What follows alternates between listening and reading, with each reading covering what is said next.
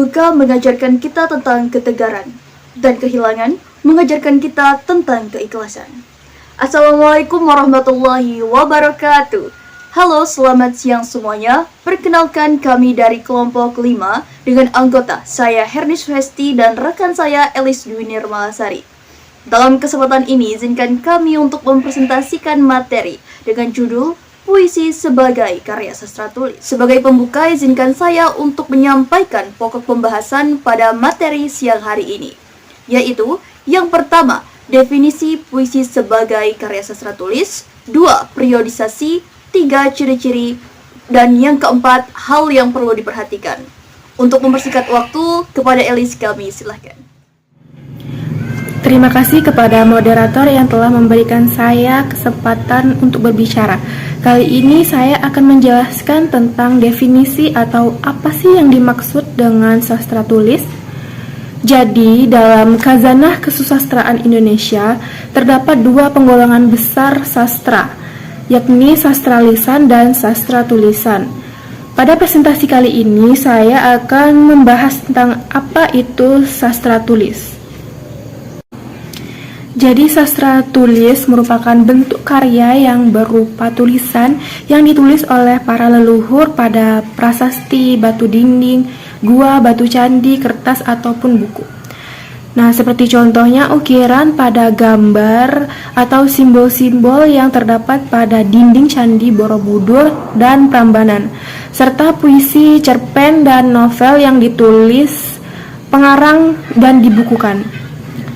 Puisi sebagai karya sastra tulis termasuk ke dalam bentuk hasil kreativitas seseorang dalam mengolah bahasa. Wujudnya diungkapkan dalam bentuk lambang bahasa berupa rangkaian kata-kata yang padat makna. Kepadatan makna dalam sebuah puisi berawal dari kepada kata yang dipilih. Artinya kata-kata yang dipilih dalam membuat puisi melalui proses seleksi imajinatif dari berbagai kata yang digunakan dalam kehidupan sehari-hari. Pemilihan kata secara selektif inilah yang akhirnya memunculkan makna dan yang bersifat konotatif, tergantung pada apresiasi para penikmat.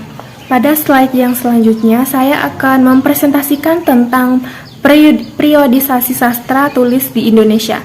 Sastra di Indonesia mengalami perkembangan dari zaman ke zaman, dipengaruhi oleh kondisi sosial, politik, dan budaya. Periodisasi ini membantu kita memahami bagaimana sastra berkembang dari tradisional hingga modern. Periodisasi sastra yang akan saya bahas terdiri dari 8 bagian, yaitu Pujangga Lama, Sastra Melayu Lama, Angkatan Balai Pustaka, Pujangga Baru, Angkatan 45, Angkatan 66 sampai 70-an, Angkatan 80-an, dan Angkatan 2000-an. Mari kita bahas satu persatu. Yang pertama ada Pujangga Lama. Periode pertama adalah Pujangga Lama yang berkembang dari sebelum abad ke-19. Sastra pada masa ini masih erat kaitannya dengan budaya lisan dan berkembang di lingkungan kerajaan. Karya-karya pada zaman Pujangga Lama ini berbentuk hikayat, syair, pantun, dan gurindam dengan tema utama mitologi, sejarah, agama, serta nasihat moral. Selanjutnya kita masuk ke sastra Melayu Lama yang berkembang pada abad ke-19 hingga awal abad ke-20. Periode ini mulai dipengaruhi oleh teknologi cetak dan kolonialisme. Bahasanya masih menggunakan Melayu klasik, tetapi mulai ada unsur narasi yang lebih detail.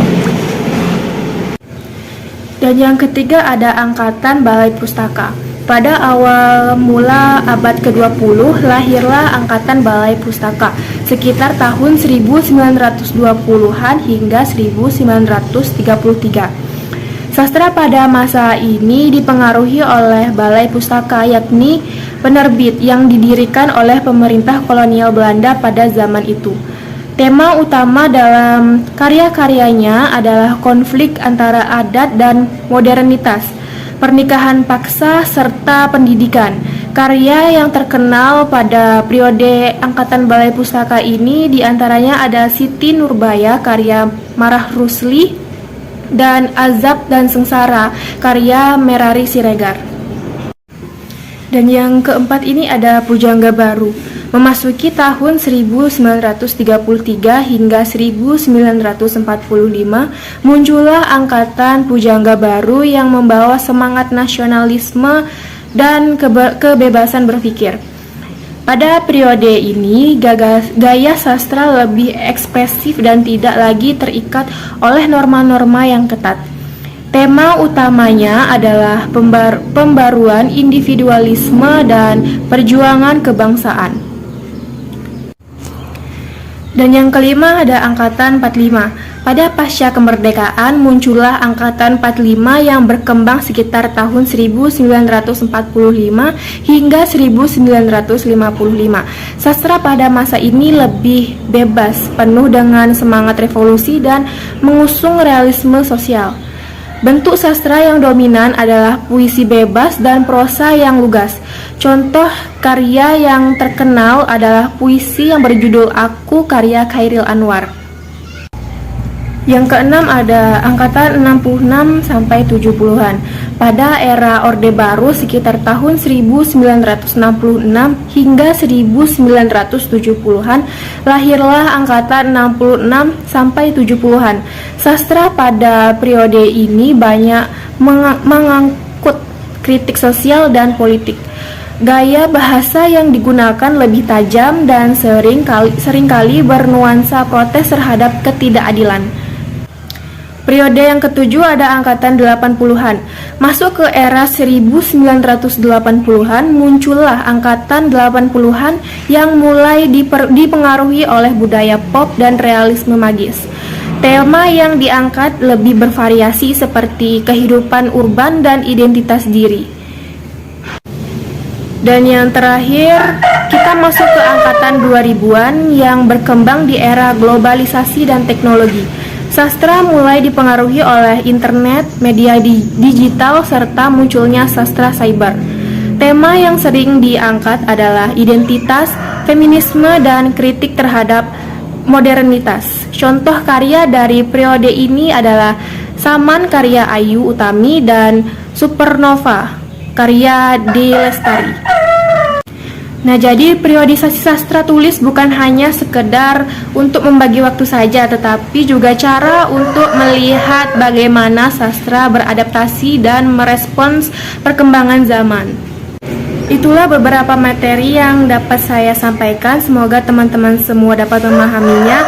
Saya kembalikan kepada moderator. Sekian, terima kasih.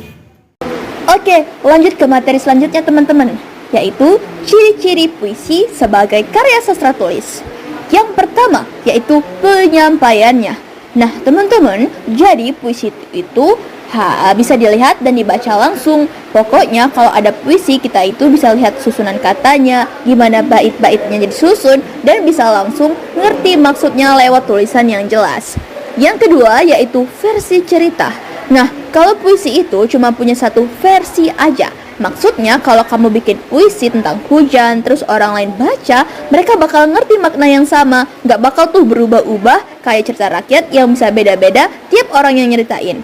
Jadi puisi itu sifatnya tetap dan gak bisa diubah seenaknya sama orang lain. Yang ketiga yaitu penulis. Kalau baca puisi, biasanya kita bakal tahu tuh siapa yang bikin, karena nama penulisnya pasti nempel di situ. Entah di bawah judul atau di akhir puisi, pasti ada namanya. Selanjutnya yaitu hal-hal yang perlu diperhatikan dalam puisi sebagai karya sastra tulis. Apa aja tuh? Yang pertama yaitu kepuitisan. Jadi intinya puisi itu harus punya vibes yang puitis gitu. Nggak bisa asal nulis kayak bikin caption IG biasa. Katanya harus indah, ada ritme, dan bikin orang yang baca jadi kebawa suasana. Jadi pilih kata yang catchy dan punya feel yang mendalam ya. Yang kedua yaitu imajinatif. Teman-teman, puisi itu kudu bikin orang yang baca bisa ngebayangin isinya. Kayak kalau kamu nulis tentang hujan, pembaca tuh bisa langsung ngerasa kayak lagi kehujanan beneran gitu. Pakai kata-kata yang bikin imajinasi mereka jalan. Yang ketiga yaitu musikalitas, enjambemen, dan tipografi. Musikalitas itu puisi itu kayak lagu, ada iramanya. Tapi ya nggak harus nyanyi sih, tapi pemilihan kata dan ritmenya bikin enak dibaca. Enjambment itu tuh kayak potongan kalimat yang lanjut ke baris berikutnya dan nggak kaku gitu, jadi kayak mengalir aja.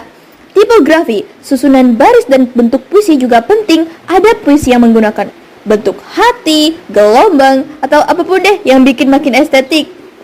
Dan yang terakhir adalah unsur bahasa. Nah, ini paling penting banget karena puisi itu gak cuma soal makna tapi juga soal pilihan kata. Pakai diksi yang kece, bahasa kesen yang dalam, citraan yang bikin pembaca bisa ngelain suasananya, dan jangan lupa soal tata bahasa biar enak dibaca. Kalau bisa, tambahin juga tuh retorika biar makin ngena dan pembaca. Nah, teman-teman, itu tadi materi mengenai puisi sebagai karya sastra tulis. Semoga pemahaman pada siang hari ini bisa menambah pengetahuan dan wawasan kita juga ke depannya ya. Kami tutup. Wabillahi taufiq wal hidayah. Wassalamualaikum warahmatullahi wabarakatuh.